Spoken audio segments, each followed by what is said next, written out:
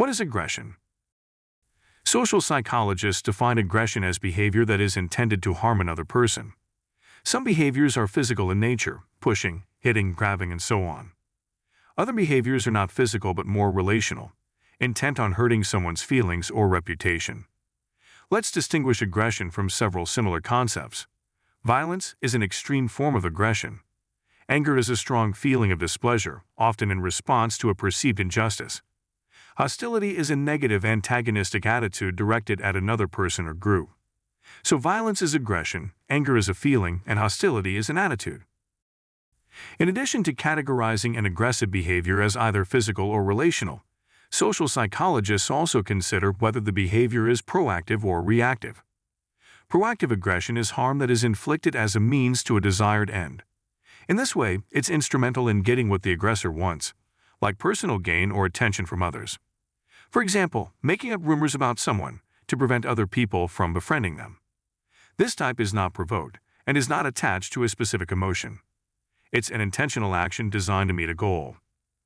Reactive aggression, on the other hand, is harm that is inflicted as a defense mechanism. In other words, it's provoked by something. It's in response to a stimulus in the environment. It's also known as emotional aggression because it tends to be impulsive and even explosive. For example, making a hand gesture at another driver when they cut you off in traffic, or yelling at a loved one when they forget to do what you ask them to do. By categorizing aggression in different ways, social psychologists can better understand its nature and how to address it. Test your understanding of this concept by asking yourself whether a social psychologist would define each of these examples as aggression. First example, hurling insults at someone? Yes, this is relational aggression. Spreading rumors about someone? Yes, this is also relational aggression. Swinging a stick at someone but missing? Yes, the intent was physical harm. Deliberately failing to prevent harm? Yes, this could be either physical or relational aggression, depending on the situation. Hiring someone to slash someone else's vehicle tires? Yes, this is aggression because the intent is to harm another person.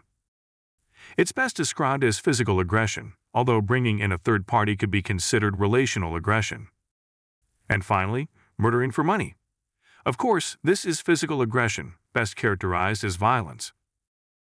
Now that you are more familiar with the ways social psychologists define and categorize aggressive behaviors, you'll explore some of its antecedents, the factors that contribute to it.